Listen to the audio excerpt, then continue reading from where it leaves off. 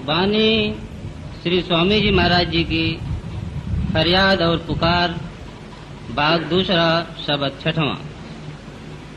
नाम दान अब सतगुरु दीजे,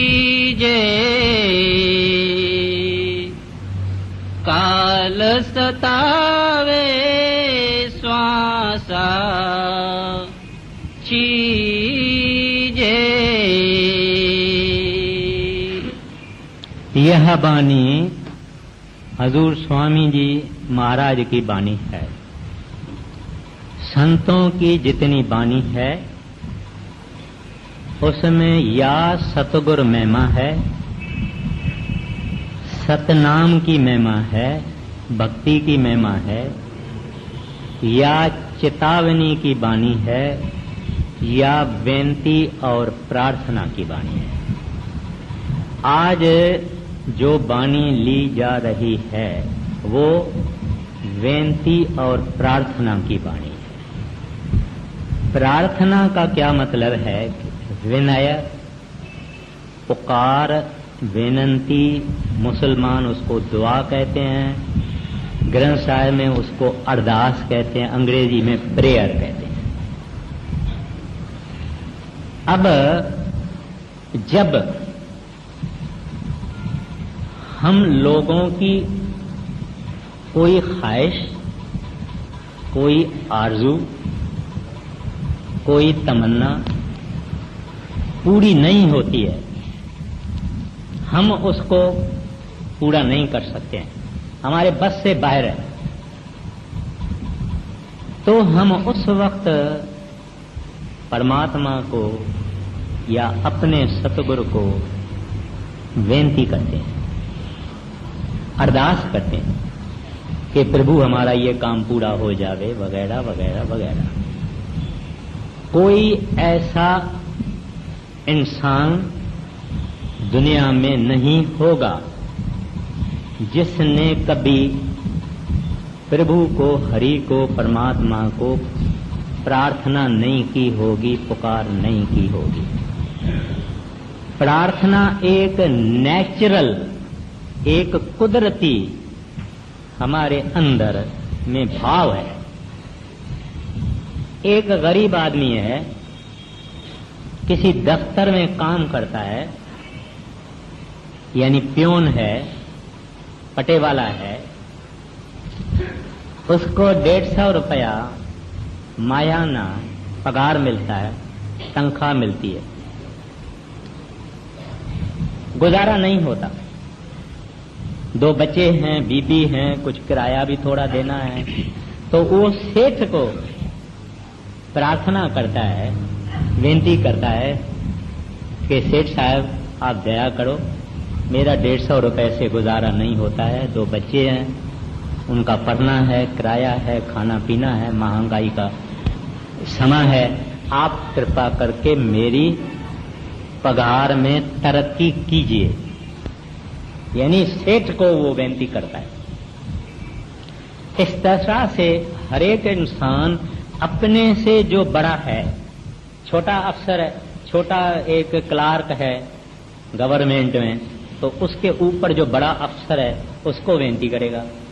इस तरह से हम वक्त ब वक्त परमात्मा को या जो हमारे से ऊंच है, उत्तम है, उसको प्रार्थना करते हैं। अब ये जो प्रार्थना है ये आलमगीर है, मानो यूनिवर्सल। कभी एक भजन करने वाला आदमी है, भजन में बैठा, भजन हुआ ही नहीं, मन यहां भटका, वहां भटका, वहां भटका, वहां भटका, समझ में नहीं आता है, कहता है क्या करूं, मन नहीं लगता है, तो अंदर अंदर अपने सतगुरु को प्रार्थना करेगा, सच्चे पातशाह कुछ समझ में नहीं आता है, पापी तो हम हैं, गुनहगार भी हैं, नीच भी हैं, पतित भी हैं, कमजोर भी हैं, लेकिन बावजूद इन सब चीजों के आप हमारे ऊपर रहम करो। प्रभु जी अवगुण मेरे चित्त ना धरो, मेरे ऊपर दया करो, आज क्यों मेरा भजन नहीं बनता। तो भी ये अंदर में अपने सतगुरु को विनती करता है ताकि इसका भजन करे। अब इसको प्रार्थना कहते हैं कि हमारे हृदय के अंदर जब कोई दुख हो, कोई तकलीफ हो, कोई कष्ट हो, कोई ऐसी चीज है जिसके लिए हम तरफते हैं, तो हमारे हृदय से पुकार निकल जाती है। अभी किश्ती में 5-6 आदमी बैठे हुए हैं, एलिफेंटा केव्स पर जा रहे हैं, एक तूफान आ गया, किश्ती डूबने लगी, ये क्या करेगा।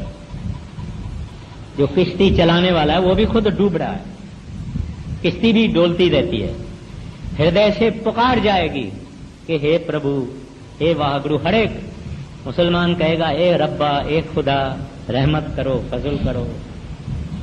इस तरह से हर एक अपनी अपनी भाषा में, अपने मन में या बाहर या जबान से प्रार्थना करेगा, विनती करेगा कि हेल्प भेजो, दया करो, मेहर करो, बचाओ, बचाओ प्रभु, बचाओ।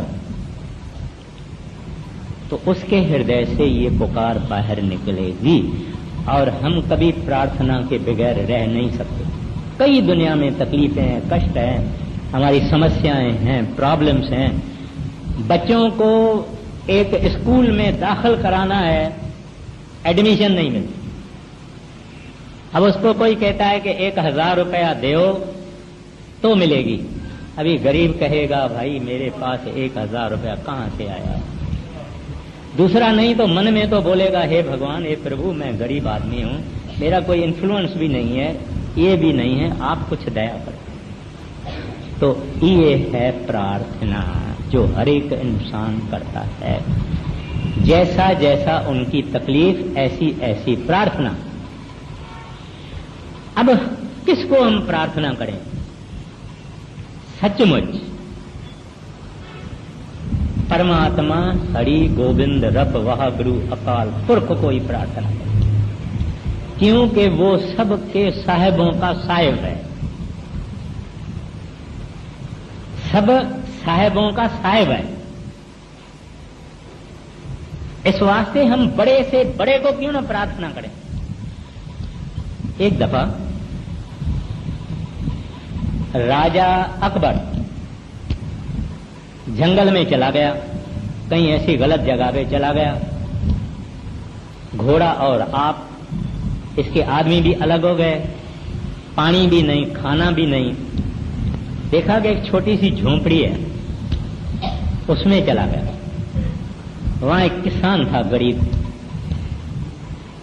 उसके पास चला गया। उस किसान ने जो थी, दही थी, चटनी थी, कुछ भी था, उनको खिलाया पिलाया। और अकबर बादशाह बड़ा खुश हो गया, पानी ठंडा पी के। उसको कहता है सुनो भाई, मैं हूं बादशाह अकबर, तुम्हारे पास आया हूं, तुमने मेरी प्रार्थना, तुमने मेरी अच्छी आदर भाव किया है, खिलाया है पिलाया है, मेरा पेट बढ़ गया, मैं तुम्हारे ऊपर खुश हूं। मैं दिल्ली शहर में रहता हूं, कभी काम होवे तो आ जा। बोले वहां अगर आप अकबर बादशाह हैं, मैं आऊंगा, कौन पहचानेगा। तो अकबर ने अपनी एक मुंदरी रिंग उसको दे दी कि तू मेरे महल के बाहर, दरबार के बाहर ये दिखाना और आ जाना। ऐसा कभी इत्तेफाक हुआ, इस किसान को जरूरत पड़ी, महल में गया, मुंदरी दिखाई, अंदर गया उस रूम में रूम, कमरे में कमरा। आखिर में देखता है कि एक कमरा है जहां अकबर बादशाह गोडों पर बैठ के और मालिक को दुआ मांग रहा है, प्रार्थना कर रहा है। कह रहा है कि हे रब्बा, मेरी रैयत में बड़ा दुख है, बरसात कई बरसों से नहीं हुई है, 4 पाए जानवर मर रहे हैं, गरीब बहुत दुखी हैं, रहमत करो, दया करो, बरसात लाओ। तो ये जो किसान गया वो दरवाजे पे सुनता है उसकी प्रार्थना। वो वापस निकलने लगा। इतने में अकबर भी उठा। उनको बताया गया कि एक आदमी आपको मिलने आया था, उसको मुंदरी भी थी आपकी, अब चला गया। अकबर ने कहा उसको ले आओ। ले आए। कहता है भाई तुमने मेरी बड़ी खातर की थी, मैं तुम्हारे झोंपड़ी में आया था और आप वापस क्यों जाने लगे? कहते हैं जनाब आया तो था मैं कुछ मांगने को, लेकिन मैंने देखा आप ही खुद मांग रहे हैं, आप भी खुद मांगते हैं, इस वास्ते मैं भी उससे क्यों ना मांगूं जिससे आप मांग रहे थे। तो इस वास्ते हमारी प्रार्थना अगर कभी होवे, वो उस साहिब को करना चाहिए जिसको आप रब कहो, वाहगुरु कहो, अल्लाह कहो, परमात्मा कहो, ईश्वर कहो, परमेश्वर कहो। लेकिन हमने परमेश्वर देखा नहीं, फॉर्मलेस है, रूप नहीं, रंग नहीं, तो इतना हृदय के अंदर यकीन नहीं होता, निश्चय नहीं होता, विश्वास नहीं होता, फेथ नहीं होता। तो उस प्रभु परमात्मा हरि गोविंद के फकीर होते हैं, संत जन होते हैं, दरवेश होते हैं, सतगुरु होते हैं, जो उसके रूप होते हैं, वक्त ब वक्त होते हैं, हमेशा होते हैं, उनके बगैर दुनिया नहीं होती है। तो प्रार्थना हमारी अपने सतगुरु के पास पहुंचनी चाहिए, क्योंकि हमने देखा है, उनको हम जानते हैं।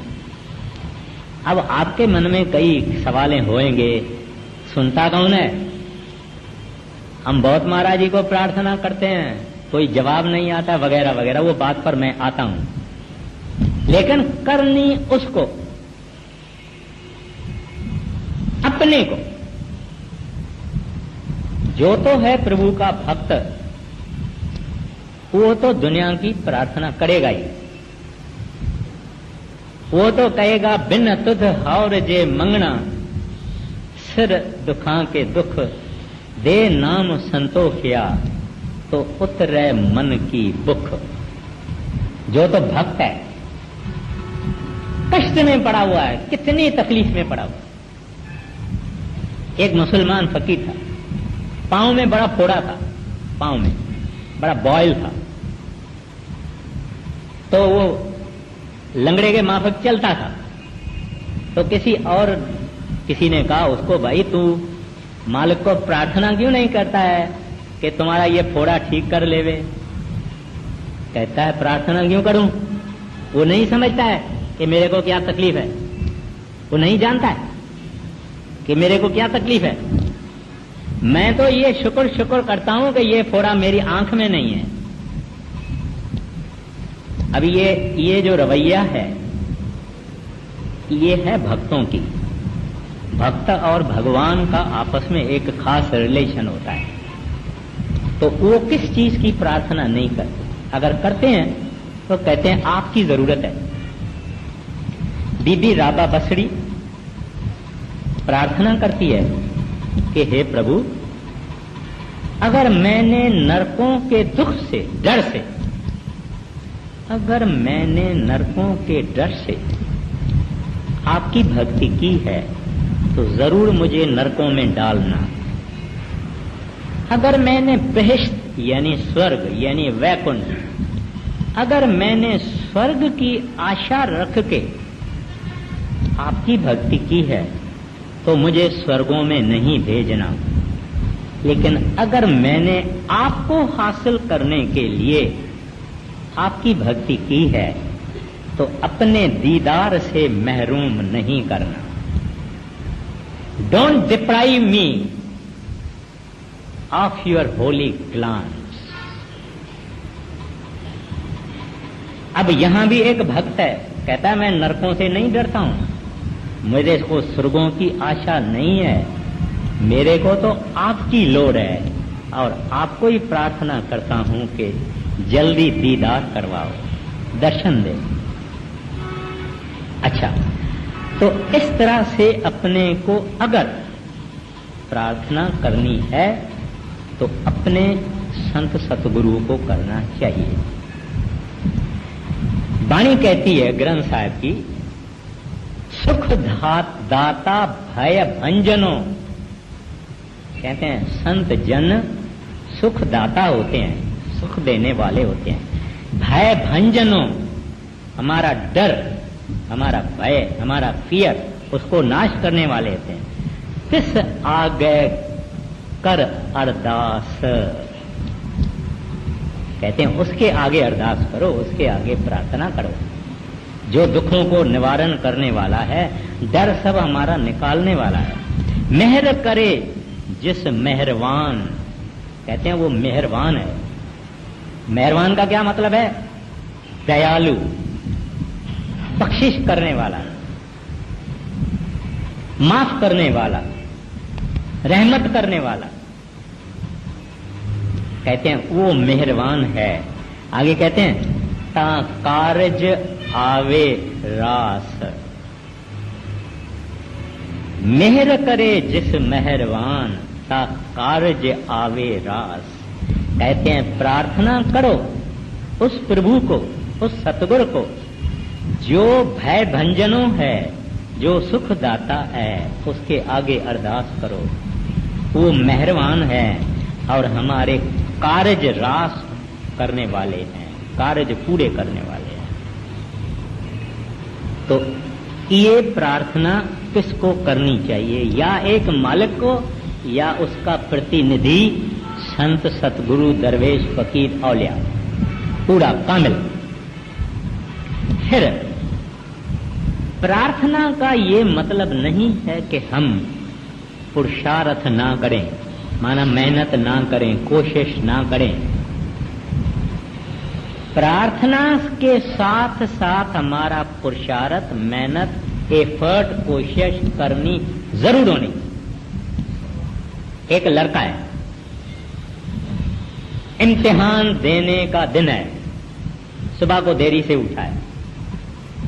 अब सोचता है कि मैं इम्तिहान तक नहीं पहुंचूंगा, दरवाजे बंद हो जाएंगे।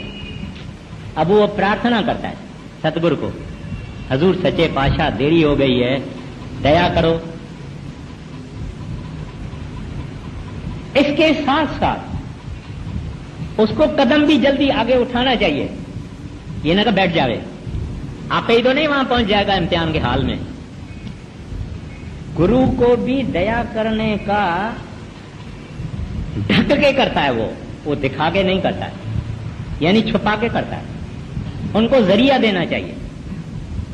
एक बीबी थी, मिसेस कपूर है, बड़ा सत्संग घर बन रहा था। वो छोटा सा लड़का भी ले आई थी, यानी छोटे बच्चों को हम कहते हैं ना सेवा करो सेवा करो, छोटा सा उसका लड़का था, उसको भी ले आई थी। तो वो ईंट बेचारा उठा रहा था, एक ईंट सिर पर उठा रहा था, एक। तो कोई इत्तेफाक से वो गिर पड़ा, ईंटों में गिर पड़ा, तो यहां फ्रैक्चर हो गया। और फ्रैक्चर ऐसा हुआ कि ये लटकता, ये हाथ और ये जगह लटकती। बेबी भी तकड़ी थी, आई महाराज जी के पास, महाराज तुम्हारी सेवा कौन करेगा? ए देखो मेरे बच्चे का ये फ्रैक्चर हो गया है। महाराज जी ने पहले ही इधर हाथ डाल दिया, बच्चे को बोला आओ इधर, उधर हाथ डाल दिया था, आओ इधर बैठो बैठो बेटा बैठो बैठो। क्या हुआ तुम्हारे को, क्या हुआ? महाराज जी को कहती है तुसी देखते नहीं। महाराज जी कहता है बीबी मुझे दिखाओ भी, क्या हुआ है, तुम इतना चिल्लाती है, हुआ क्या है? और बीबी देखे तो कुछ भी नहीं है, कुछ भी नहीं है। वो तो पहले ही महाराज जी ने हाथ रख दिया उसके ऊपर। खैर, तो संत दया मेहर करना चाहते हैं, लेकिन ओपन नहीं, ढक के करना चाहते हैं। तो अगर लड़का देखता है कि मुझे इम्तिहान में पहुंचना है, जल्दी देरी हो गई है, उसका काम है कि जरा जल्दी भागे, तो रहमत उसके साथ जाएगी।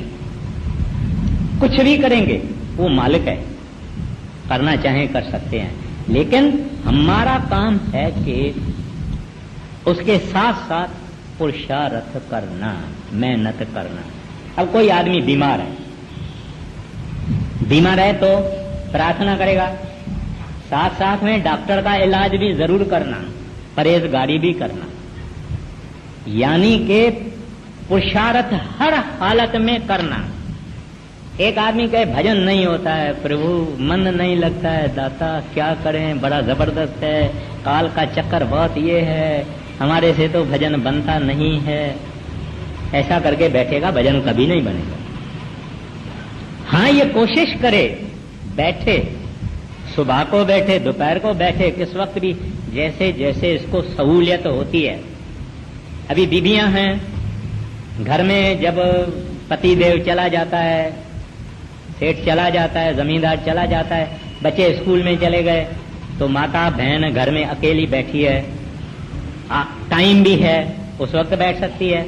मतलब बैठना, मेहनत अपनी करना, कोशिश अपनी करना, साथ में प्रार्थना करना कि सच्चे पातशाह हम कमजोर, गुनहगार, काले हमारे करतूत, बुराई के सिवाय हमारे पास कुछ भी नहीं, आपके सामने खड़ा रहने के भी हम लायक नहीं है प्रभु, लेकिन तेरे आसरे बैठते हैं, तू हमारा आसरा है, तू हमारी टेक है, आप दया करो, मेहर करो, मैं भजन नहीं कर सकता, आपके आसरे बैठता हूं प्रभु। अब प्रार्थना चली गई, साथ साथ में इसने उद्यम किया। ग्रंथ साहब की बानी कहती है, उद्यम करो बड़ भागियो, है वड भाग्य ने बड़े भाग वाले नाम मिला है, उद्यम करो बड़ भागियो। कहते हैं उद्यम करो, उद्यम करो माना पुरुषार्थ करो, मेहनत करो, करनी करो, अभ्यास करो, साधना करो, गुरु की मेहर मिलेगी। इट इज कपल्ड, भजन के साथ मेहर बांधी हुई है, करेगा मिलेगी, ना करेगा ना मिलेगी। ये भजन से दया मेहर पैदा होती है, रहमत उससे पैदा होती है, जो नहीं बैठेगा नहीं मिलेगी। खैर, अब ये हो गया कि प्रार्थना हमारी किसको करना चाहिए। फिर ये हुआ कि पुरुषार्थ छोड़ देना चाहिए क्या? नहीं, पुरुषार्थ करना चाहिए। अभी डेरा है इतना बड़ा, डेरे को महाराज जी लंबी लंबी 8 फुट की दीवार लगाते हैं, सारा कंपाउंड वाल लगाते हैं।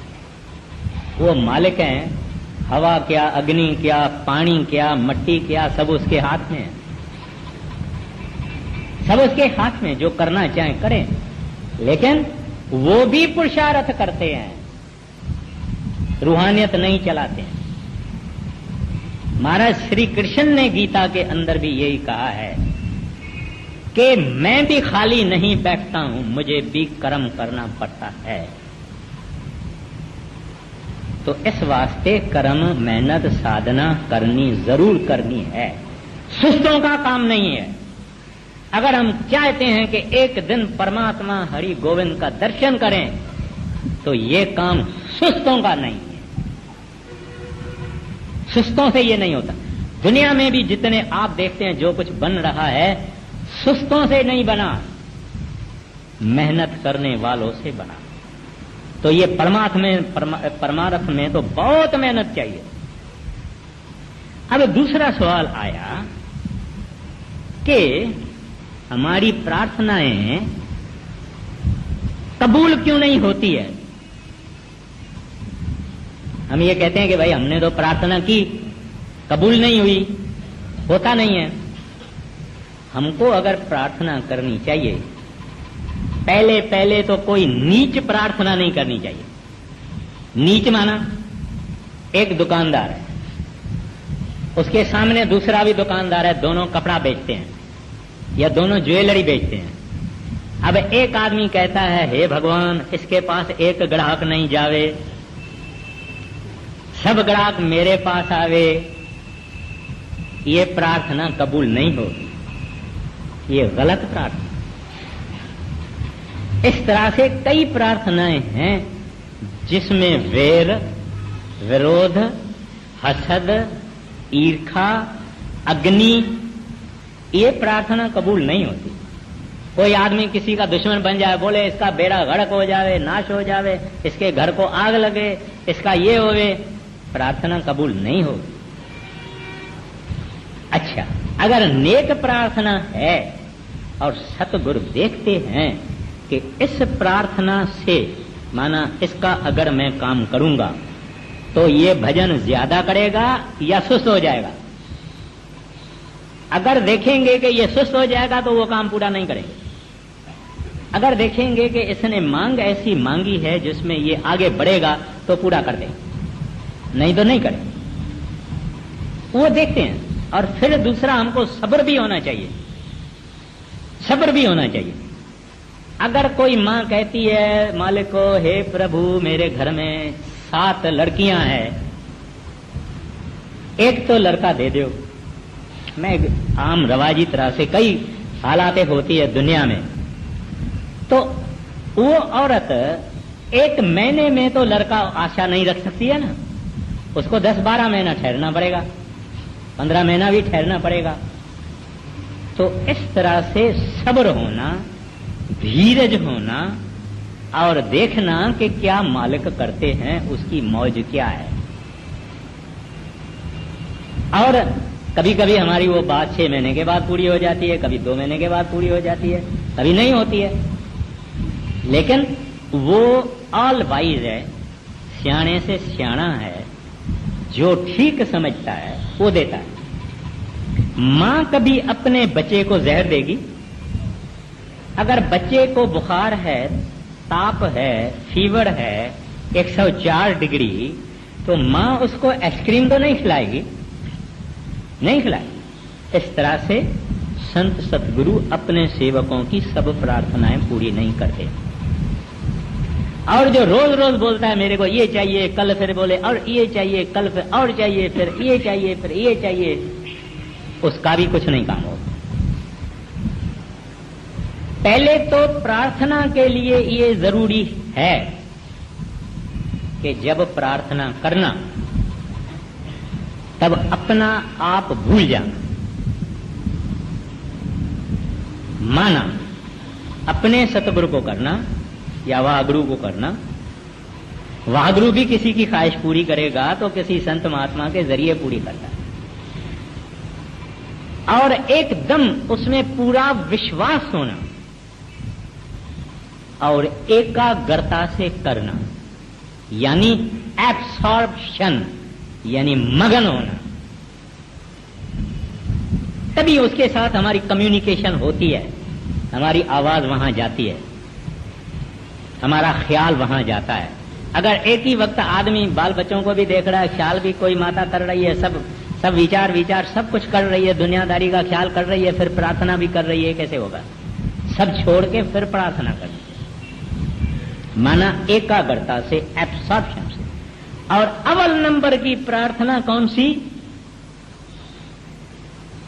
सतगुरु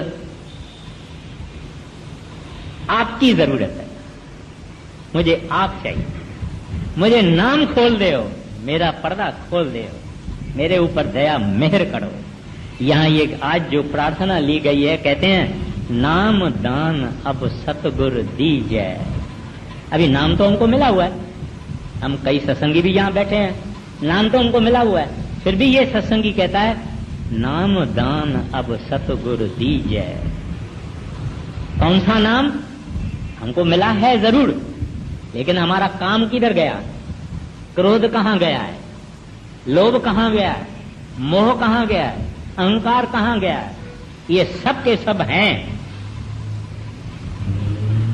क्योंकि जो नाम असल है, असल का मतलब यह है कि जो धुन आत्मक नाम है, जो शब्द स्वरूपी नाम है, जो हर एक घट घट में बसता है, वो नाम की मांग रहा है सेवक कि प्रभु मुझे वो नाम दो, अंदर खोलो, प्रकाश करो उस नाम का, उस शब्द को खोलो, नाम को खोलो, तो हमारे अंदर परिवर्तन आएगा, इनकलाब आएगा, हमारा काम ठंडा होगा, क्रोध ठंडा होगा, लोभ ठंडा होगा, मोह ठंडा होगा, अहंकार ठंडा होगा, नम्रता आएगी, नाम जब तक नहीं खुला कुछ नहीं होगा।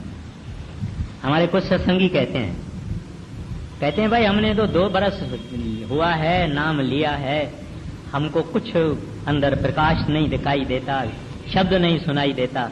उनसे पूछो भाई कितना देरी बैठते हो? कहता है 10-1 मिनट बैठता हूं। अभी श्रीमान जी 10 मिनट बैठता है और 10 मिनट में सूरत ऊपर चढ़ेगी, ये शब्द सुनेगा और प्रकाश देखेगा। कैसे होगा? अब ये सिख कहता है प्रभु मैं तो हारा, आपकी शरण में आया हूं, दया मेहर करो, मेरे अंदर वो सच्चे नाम का प्रकाश हो गए। मैं आपके दरवाजे पे भिखारी हूं, यही बेनती करता हूं, यही प्रार्थना करता हूं। मेरे अंदर चाह पैदा करो, मेरे अंदर शौक पैदा करो, तुम्हारी जुदाई का एहसास हो। प्रभु मेरे ऊपर दया करो, नाम दान अब सतगुरु दीजिए। और कुछ नहीं मांगता है। जब रब ही आ जावे, जब हरि अपना हो जावे, जब गोविंद ही अपना हो जावे, और किस चीज की जरूरत है? तो ये सिख मूल बात पे चला गया, नाम दान अब सतगुरु दीजिए। ये प्रार्थना कैसे? वो प्रार्थना के भी नमूने होते हैं। एक ये है, हम कभी मंदिर में जाते हैं, गुरुद्वारे में जाते हैं, चर्च में जाते हैं या कहाँ जाते हैं, आवाज से प्रार्थना करते हैं, माना सुनाई देता है। अभी सत्संग जब समाप्त होता है ना, हम कहते हैं करूं बेनंती दुई कर जोड़ी, अर्ज सुनो राधा स्वामी मोरी। अभी ये हम आवाज से कहते हैं। ये प्रार्थना के अंदर एक अवगुण है कि मुंह चलता है मन कहीं और, यानी मुंह चलता है मैकेनिकली, क्योंकि रोज रोज कहते हैं रोज प्रार्थना तो दिल से होना चाहिए, दिल से निकलना चाहिए। कोई आहाजारी हो, कोई तकलीफ हो, कोई कष्ट हो, कोई प्रॉब्लम हो, ऐसी हालत में आके इंसान मिला है जहां के समझता है कि अगर मुझे अभी मदद नहीं पहुंची तो खत्म हो जाऊंगा, तो उसके हृदय से प्रार्थना जाती है और 7 आकाशों से भी दूर जाती है और परमात्मा को, गुरु को आराम करने नहीं देती है वो प्रार्थना। बड़े महाराज जी का जब जमाना था तो चिट्ठियां लाला मुंशी राम जी खोलते थे और महाराज जी को सुनाते जाते थे। फिर महाराज जी बोलते इसको ऐसा लिखो, वो नोट लेता था। फिर इसको ऐसा लिखो, वो नोट लेता था, इसको ऐसा लिखो। फिर कोई चिट्ठी बोलते थे मुझे दो, मुझे दो। ये चिट्ठी पढ़ते, ये चिट्ठी हाथ में, इधर हाथ। उस चिट्ठी में एक ऐसी आत्मा रो के पुकारती है कि हे प्रभु, हे दाता, बड़ी मुसीबत में हूं, ये भी कष्ट है, पति का भी कष्ट है, औलाद का भी कष्ट है। मैं तो अपनी जान अभी समझती हूं कि लायक नहीं है, मुझे इस दुनिया में रहने के काबिल नहीं रहा। मैं तो अपने को खत्म करने की कोशिश करती हूं। प्रभु ये मेरी हालत है, आप बताओ, आपके सिवाय मेरा और कौन? किसके बाद शिकायत लेके जाऊं? कौन सी देवी देवता के पास चले जाऊं? आप अगर रहमत करो तो होगा काम, नहीं तो नहीं होगा। अब संत बड़े दया के सागर होते हैं। दया आ गई हृदय के अंदर, दया की लहरें ठाठें मारने लगी। महाराज यूं करके दया भेज दी। चिट्ठी का जवाब बाद में पहुंचा, चिट्ठी का जवाब भी गया। उसमें तो ये लिखा था बीबी सिमरन भजन करो, ये पेटेंट है, सिमरन भजन करो, क्योंकि सिमरन भजन से हमारे बुरे कर्म नाश होते हैं, तकलीफें नाश होती है। सिमरन भजन ही दवा है, मुख्य दवा तो नाम है, लेकिन नाम संतों ने यूं ही दिया, रहमत करके दिया। अब एक बीबी ने ऐसा चिल्लाया इतना दर्द से कि सतगुरु के हृदय के अंदर दया का वो सागर छोले मारने लगा और दया उन्होंने भेज दी। वो प्रार्थना है जो शांति है, चुप में जाती है, जुबान नहीं चलती, मन चलता है, हृदय चलता है और उसमें बेबसी है, प्रभु मेरा और कोई नहीं। किसके पास जाऊं दाता, तुम्हारे बगैर हमारा कोई नहीं। तो जब ये रूह से पुकार जाती है, ये असल प्रार्थना इसको कहते हैं मिस्टिकल, यानी कि बिल्कुल उसके दरवाजे पे हमारी आवाज चली जाती है, अंदर की आवाज चली जाती है कि हे दाता, जैसे द्रुपति ने महाराज कृष्ण को कहा, जब द्रुपति को नंगा करने की कोशिश हो रही थी तो महाराज कृष्ण रुक्मणी के साथ चौपर खेल रहे थे, तो एक दफा बीच में मुस्कुराया। रुक्मणी पूछने लगी, महाराज क्या बात है? कहती कुछ नहीं, तुम खेल चालू रखो। खेल चालू रहा। फिर 5 मिनट के बाद महाराज कृष्ण उठे, खरामा पहनी, बोछन लगाया, कहता है मैं जाता हूं। कहते हैं कहां जाते हो, कहां जा रहे हैं प्राणनाथ?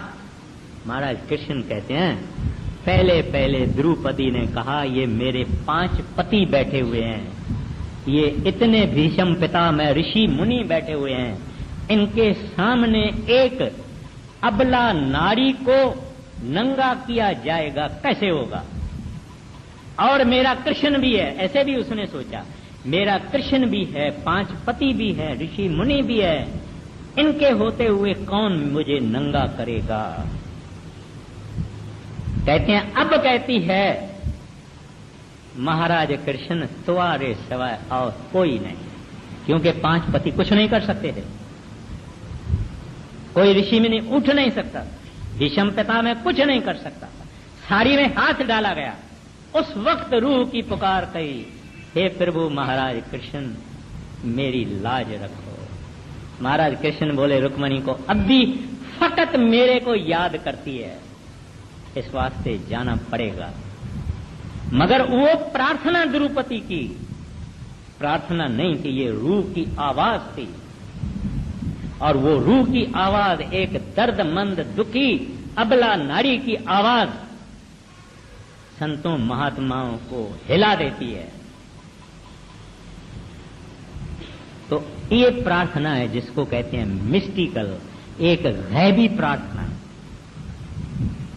बाकी एक प्रार्थना है, वो ये है कि चुपचाप शांति में हमेशा मांगते रहना, दाता ये मेरा आखिरी जन्म है, ये मेरा आखिरी जन्म है, दूसरा जन्म नहीं लेऊंगा, मुझे और कोई ख्वाहिश नहीं चाहिए, कुछ नहीं चाहता हूं, आपको चाहता हूं, जब चाहे तब ले जाना, मगर मैं तैयार हूं।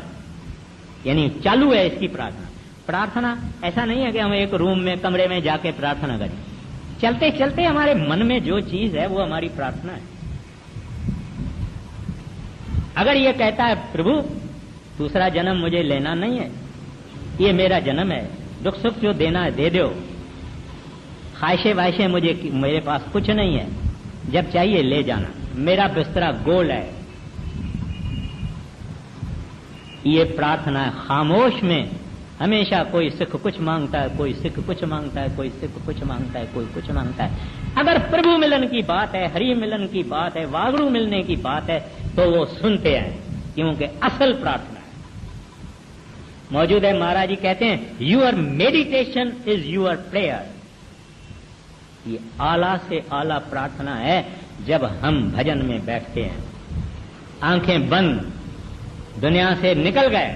जब आंखें बंद हो गई हम दुनिया से निकल गए, हम अंदर है, हमारा हेडक्वार्टर भी बदल गया, हमारा हेडक्वार्टर नहीं तो ये दुनिया है। आंखें जब बंद हुई, ख्याल जब सिमटा हो गया, हेडक्वार्टर बंद, बाहर वाला हेडक्वार्टर खत्म है, अभी इनर हेडक्वार्टर है, अंदर का हेडक्वार्टर है, अंतरी हेडक्वार्टर है। आंखें बंद करके ये आगे चले, आगे चले, आगे चले, आगे चले, आगे चले, आगे चले, जब तक जिंदा मर जावे और वापस आ सके। तो मेडिटेशन प्रेयर है। जब आदमी पूरे सतगुरु का चिताया हुआ जब भजन में बैठता है, सरदार बहादुर जी महाराज कहते हैं एक सेकंड भी अगर वो शब्द को सुने, एक सेकंड के लिए परमात्मा की दरबार में उसके हाजिरी लग जाती है। आप रूहानी डायरी देख के पढ़ सकते हैं एक मिनट के लिए भी अगर पूरे सतगुरु का चिताया हुआ जीव शब्द सुनता है, क्योंकि शब्द वह गुरु है, शब्द मालिक है, दैट वेबरेंट रिवर्बरेटिंग कॉस्मिक पावर, वो हरि है, वो गोविंद है, वो प्यारा है, वो मधुर है, वो प्रकाश है, वो बख्शने वाला है, वो हमको प्रेम करता है, वो हमको प्यार करता है। वो कहता है ये मेरे बच्चे जरा मेरे तरफ तो देखो।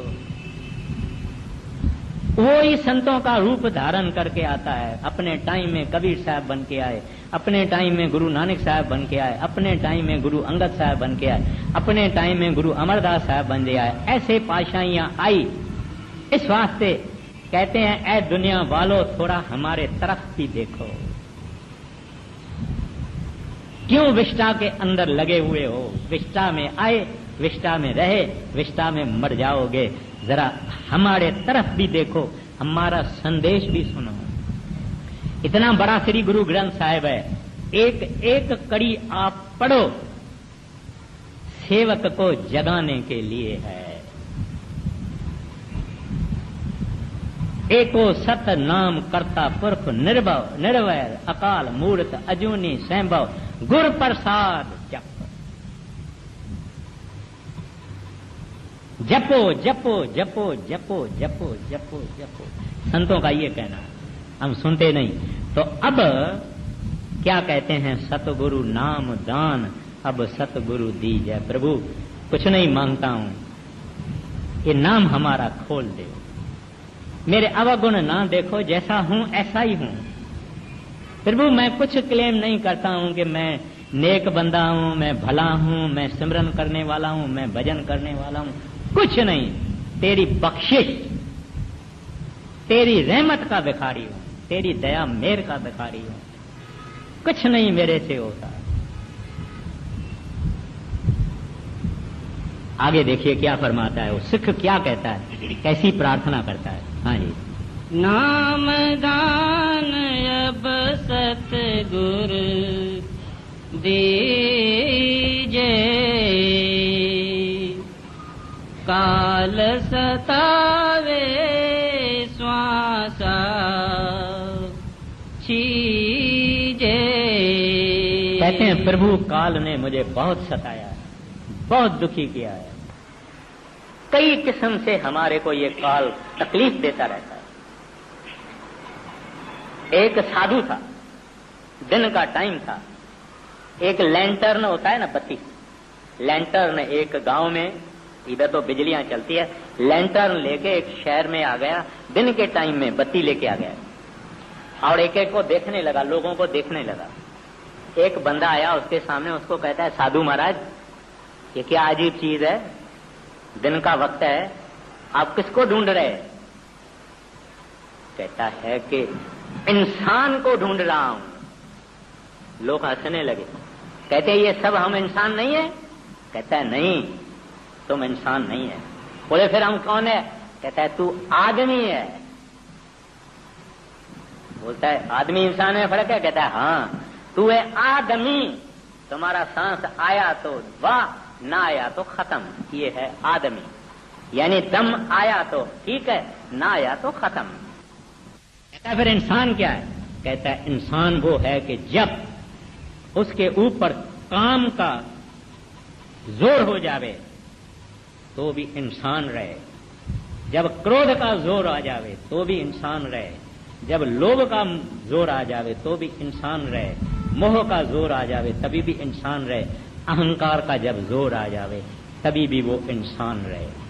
माना काम के वक्त उसमें शील आवे, क्रोध के वक्त उसको खिम्या आवे, लोभ के वक्त उसको संतोष आवे, मोह के वक्त उसको धीरज आवे, अहंकार के वक्त उसको निम्रता आवे। ये तो संत करते हैं। महाराज गुरु नानक साहब जी कहते हैं, मुल खरीदी लाला खोला मेरा नाम सुभागा। कहते हैं प्रभु आपने मुल खरीदूं, तुम्हारा गुलाम, बिक्री किया हुआ हूं। मुल खरीदी खरीदी लाला गोला मेरा नाम सुभागा। संतों की निम्रता है, इंसान में थोड़ी निम्रता, आदमी में निम्रता नहीं है।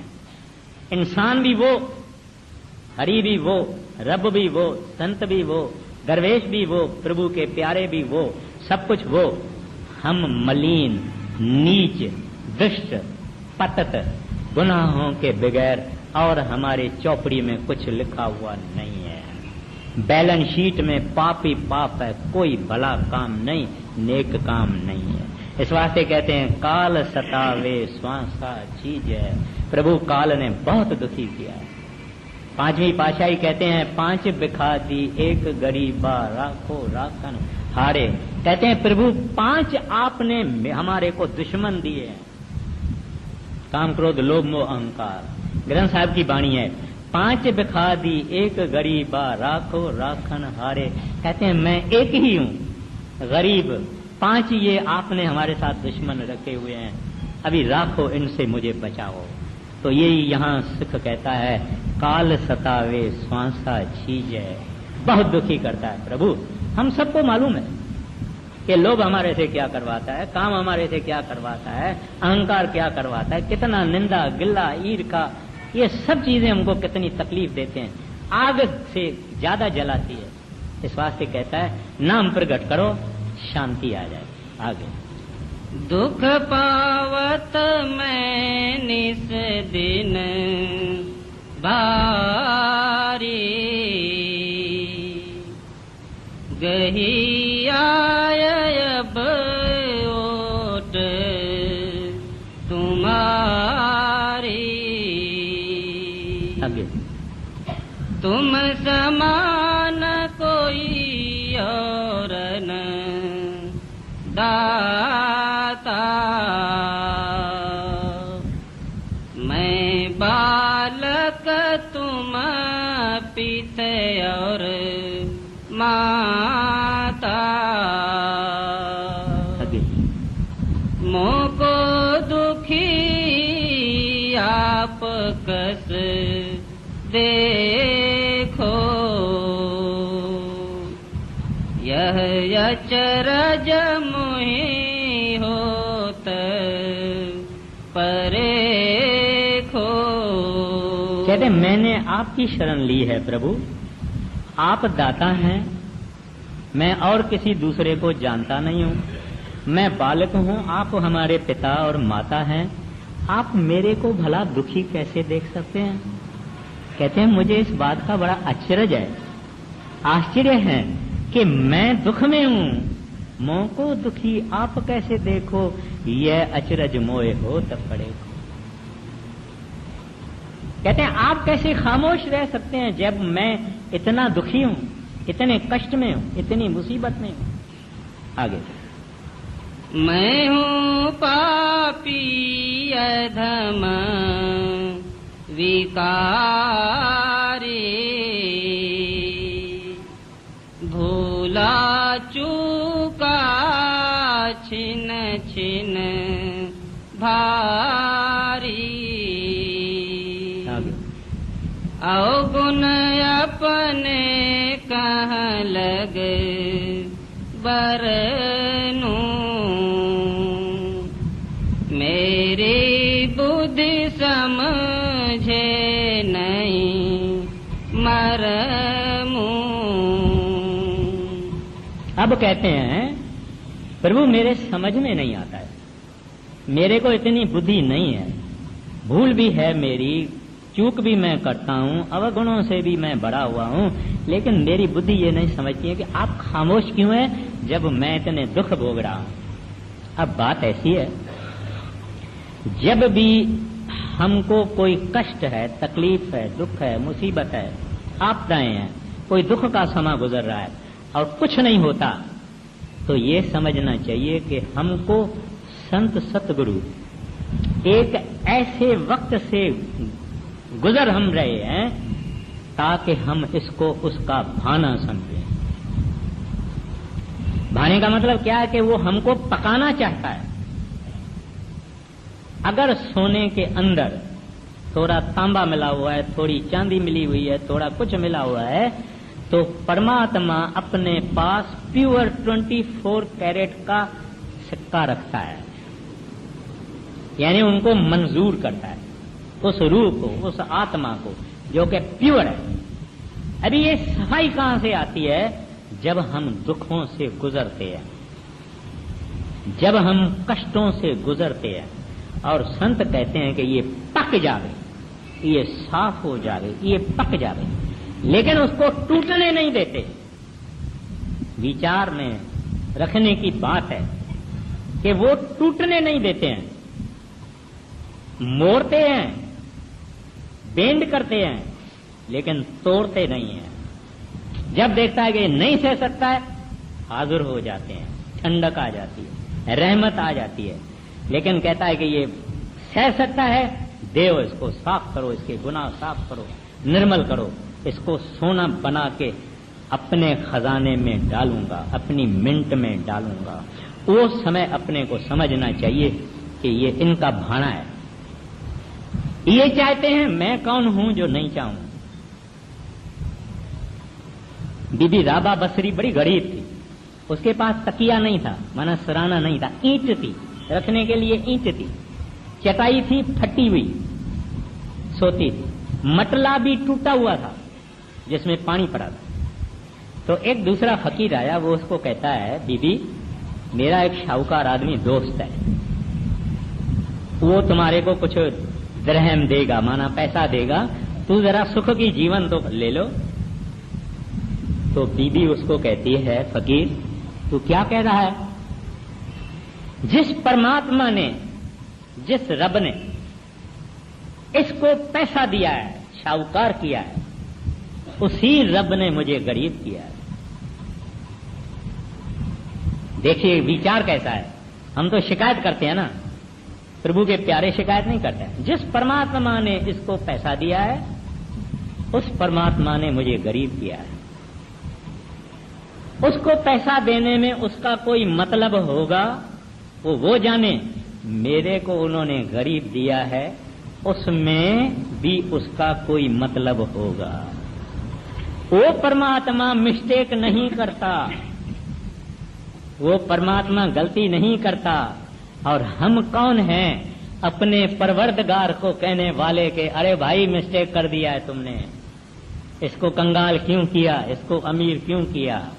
कहता है वो मिस्टेक नहीं करता। The lord is infallible, he is perfect. अगर किसी को दुख देता है तो उसको पकाने के लिए देता है कि ये इस गर्मी से निकल जावे, सहने की ताकत आ जावे। और ये जितने भी संत जन हैं, गुरु अर्जन साहब जी महाराज को जब तत्ते तवे पे रखा गया था, क्या बात थी, सब कुछ कर सकते थे। तत्ता तवा है, ऊपर में गरम गरम रेत डाली जा रही है। कहता है तेरा भाना मीठा लागे। कहता है, देखिए वचन कैसे हैं, महासुंदर, तेरा भाना मीठा लागे। कहते हैं प्रभु जो आप कर रहे हैं मुझे मीठा लगता है। क्यों? प्रीतम से कोई चीज कड़वी नहीं आती है, क्योंकि हमको वो प्यार करता है। अगर मां अपने बच्चे को जबरदस्ती मुंह में कड़वी दवाई डालती है, अगर बच्चा सोचे कि ये बड़ी रहम दिल नहीं है, बेरहम है, गलत है, मां बहुत रहीम होती है, बच्चे के फायदे के लिए उसको थोड़ी तकलीफ देती है कि दवाई पिएगा तंदुरुस्त हो जाएगा। अगर हमारा गलीचा, घर में गलीचा रखते हैं ना, गलीचा मैला हो जावे, हम उसको क्या करते हैं, बाहर निकाल के धूप में और एक सोटी लेके और उसको पीटते हैं तो इसकी मट्टी निकल जावे। जितना ज्यादा पीटेंगे इतना ज्यादा मट्टी निकलेगी, गलीचा साफ होगा। ऐसे वो प्रभु हमारे को कभी कभी कभी कभी कभी कभी तकलीफ देते हैं कि इसको पार कर दें, इसकी सफाई कर दें। और हमको भी समझना चाहिए कि जो करने वाला है वो ही करता है, इसमें भी उसने कोई भला सोचा होगा। तो इस वास्ते कहते हैं मेरी बुद्ध समझे नहीं मर्मू। कहता है प्रभु मेरे दिमाग से ये बात दूर है कि मैं दुखी और आप खामोश। ऐसे करते हैं ताकि हम साफ हो जावें, पक जावें। आगे अवगुण अपने कहाँ लगे बरनू, मेरी बुद्धि समझे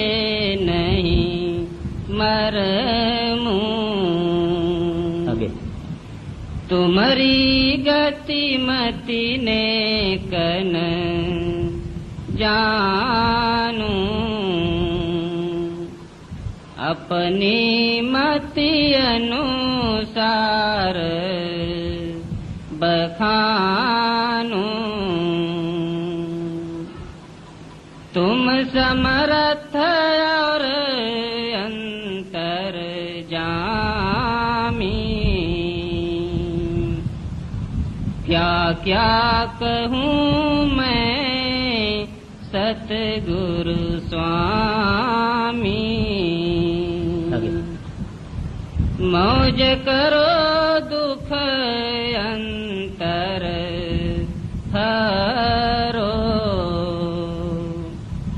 दया दृष्टि अब मोह पे धरो। मागू नाम न मागू मान, जस जानो तस देओ मोहि दान। मैं अति दीन भिखारी भूखा, प्रेम भाव नहीं सब विधि रूखा। कैसे दोगे नाम अमोला, मैं अपने को बहुविधि तोला। होय निराश सबर कर बैठा, पर मन धीरज धरे न नेका। शायद कभी मेहर हो जावे, तो कहूँ नाम नेक मिल जावे। बिना मेहर कोई जतन न सूझे, बख्शिश होय तभी कुछ बूझे। किनका नाम करे मेरा काज, हे सतगुरु मेरी तुमको लाज। अब तो मन कर चुका पुकार, राधा स्वामी करो उधार। अब तो मन कर चुका पुकार, राधा स्वामी